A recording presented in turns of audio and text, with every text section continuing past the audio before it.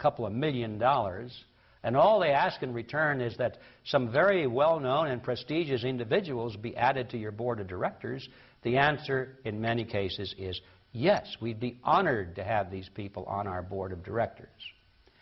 Almost overnight, all of the major universities, which we now consider to be major universities in the field of medicine, received large grants from these sources and also accepted 1, 2, or 3 of these people that I mentioned on their board of directors, and the schools literally were taken over by the financial interests that put up the money. Now, what happened as a result of that is that the schools did receive an infusion of money. They were able to build new buildings. They were able to add expensive equipment to their laboratories. They were able to hire top-notch teachers. They were able to upgrade the level of medical education in America by 100-fold.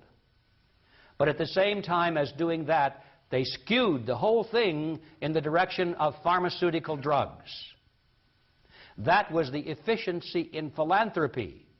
The doctors from that point forward in history would be taught pharmaceutical drugs. Those schools that did not accept those terms did not receive the money, and they generally fell by the wayside, and today you probably have never heard of them. All of the great teaching institutions in America were captured by the pharmaceutical interests in this fashion, and it's amazing how little money it really took to do it. Surgery became viable with anesthesia and infection control, and doctors advocated expensive, radical operations. These in turn produced the need for a large, lucrative hospital system. Radium fever swept medicine. The price of radium rose 1,000% almost overnight.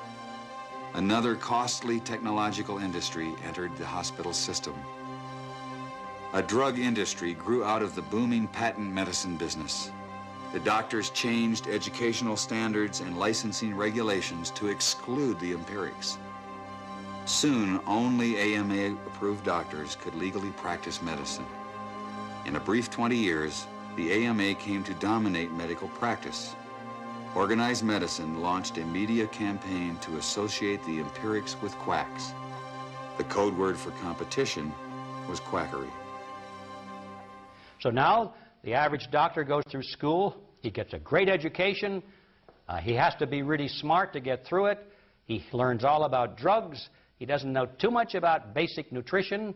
I found that the average wife of these physicians knows more about nutrition than he does, but they sure know their drugs. And if you go to your typical doctor today, I don't care what it is, chances are you're going to walk out of there with a prescription. Why? Because that's what he has been trained to do. The companies that make up the pharmaceutical industry are among the largest corporations in the world. Together, these businesses have come to be known as Big Pharma. In 2004, their combined global sales were over $500 billion, with Pfizer and Johnson & Johnson leading the pack. In the U.S., the core of Big Pharma's immense profits is from sales of prescription medication. And since these drugs can only be prescribed by medical professionals, most of the industry's promotional and marketing activities are directed at doctors, pharmacists, and other healthcare providers. This starts out at the first day of medical school, and in many medical schools, even the incoming students that, are 2 years away from seeing a patient will start to get gifts from the pharmaceutical industry. And as these students get farther along in their medical education, the interactions and the gifts escalate to free lunches, to dinners. Champagne, brunches, happy hours, New York jet tickets. No matter where you spend the money, you make money. And my boss always told me, don't worry about it. There'll always be more funding. Spend what you can. In fact, if I give you $100,000 to spend, Gene, I want you to spend $200,000. In addition to providing gifts and trips, perhaps the most potent weapon in the drug rep's arsenal is free drug samples. In 2004, the industry gave away the retail equivalent of almost $16 billion worth of drugs, and these products are the chief enabler of the marketing machine. And what it is a way of getting both patients and physicians hooked on their product. In any town USA, you walk into a physician's office and you walk into a room that's usually a 10 by 10 room full of hundreds of thousands of dollars of samples. They're all the most expensive branded drugs. These are drugs that cost upwards of, $100 to $300 a month, and the office is full of them. Sono proprio i chemioterapici ad essere fra le medicine più costose. Una confezione da 30 compresse di erlotinib, un chemioterapico prodotto dalla Roche, costa 3.239 euro. Una confezione di sorafenib prodotto dalla Bayer costa 5.300 euro. 30 compresse di sunitinib, il chemioterapico della Pfizer, costano 8.714 euro. A physician prescribing the appropriate medication is not necessarily what the industry needs. What the industry needs, or a particular company, is the physician prescribing their medication. Before a drug can legally be sold in this country, it has to be approved by the FDA wherever it's made. Approval depends on the company demonstrating in clinical trials that a new drug is reasonably safe and effective. But compared with what? They don't have to compare their new drugs with existing drugs to treat the same condition with the best standard treatment. In most cases, they only have to compare their new drugs with a placebo. The FDA currently only requires, when you are seeking to have a new drug approved, that you show that that drug is better than a placebo. In other words, that the drug is better than nothing. That's really not very useful information for the doctor. Before 1980, most clinical research was funded by the National Institutes of Health. During the 90s, most of that research got pulled out of universities and was brought to for-profit research organizations. The problem is that gave virtual complete control over the research to the drug companies. They could design the studies. They have control of the data, so that many of the authors of the most important articles published in our best journals aren't even allowed to see their own data. They don't get free access to their own data. And they have control over publication. Studies are frequently either hard to find, or the results are manipulated by drug companies. I think the most shocking thing is to find that evidence is simply not available, or it is distorted. In clinical studies conducted in approximately 38,000 people. Quindi, quando in televisione ci viene detto che una nuova ricerca scientifica ha stabilito una certa cosa, nessuno è in grado di verificare se sia vero oppure no.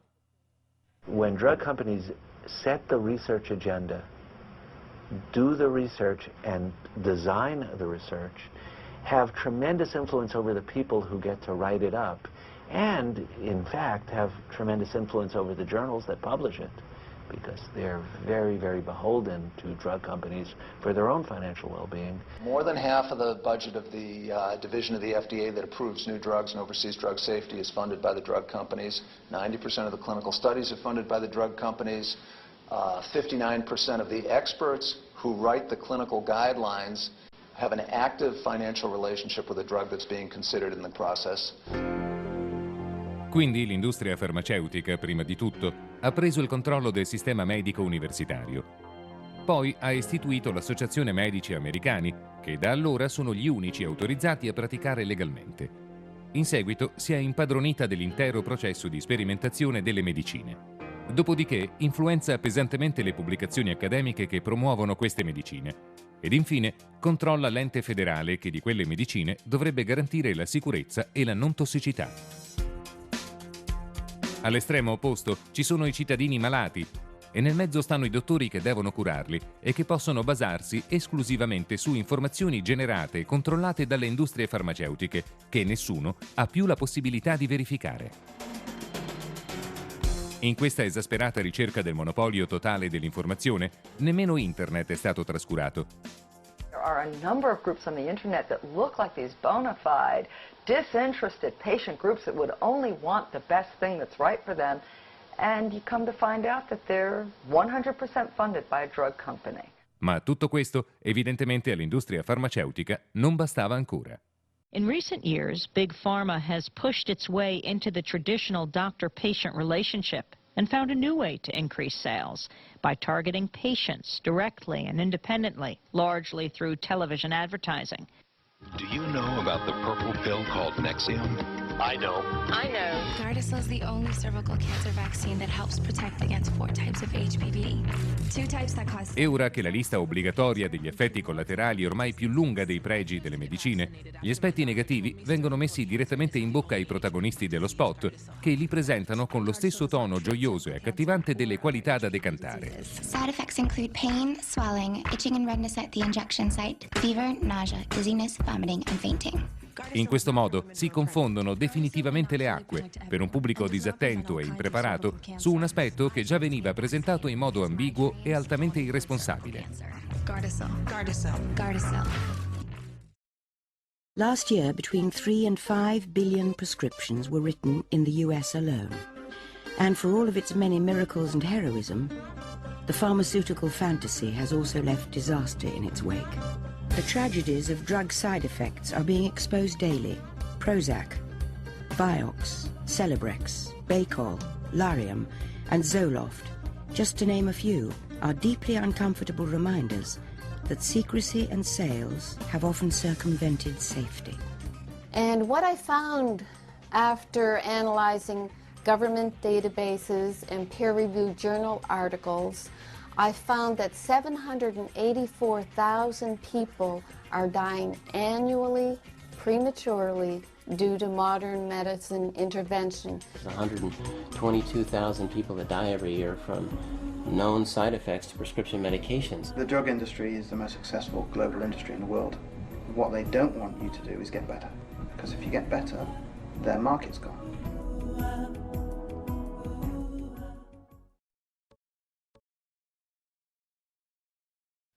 Anything that comes from nature cannot be patented. They're not interested in that. But what they are interested in, finding something perhaps within something in nature, if they can find some subcomponent that they can extract and then make it a man-made chemical that works the same way, then they can patent that, then they're interested, but not if it comes from nature, and it doesn't make any difference whether it works. So, we translate that into the real world of FDA approval. Surely these drug companies aren't going to spend $20 million or more testing any substance from nature because it can't be patented. That, and of course the FDA says it's illegal to use unless it's been tested for efficacy and safety. Now you see the catch-22 you're in there. Nothing from nature, regardless of how effective it might be, will ever be proven safe or effective according to the FDA. It'll never be. Because nobody's going to spend the money to go through the test. So therefore, everything from nature will always be condemned by the FDA as unproven. An unproven cancer cure. As if by design, health choices are limited, information is scarce, lives are ruined, and the truth be damned. The fear machine is well oiled by petrochemical dollars and a near worldwide monopoly in healthcare. It works overtime to prevent the truth about dietary supplements from getting out to the public. It has always been so. In a small town in northern Ontario, the year 1922, Green Case first learnt of a cancer remedy which she termed Essiac. All'insaputa della storia, questa fragile nurse canadese è eroicamente riuscita a curare migliaia di persone dal cancro con un semplice decotto di erbe. Nel curare un'anziana paziente, René notò che aveva una cicatrice sul seno. La paziente spiegò che erano i resti di un tumore che era riuscita a guarire molti anni prima con un decotto di erbe che gli aveva suggerito il saggio della locale tribù degli Ojibwa. René provò la stessa formula sulla zia, a cui avevano da poco diagnosticato un cancro. I asked Dr. R.O. Fisher, who later was Dean of the University of Toronto, if he would watch over her if I would try some of these herbs. And he said he would. And it took quite a while, but she got better. And she lived for 21 years.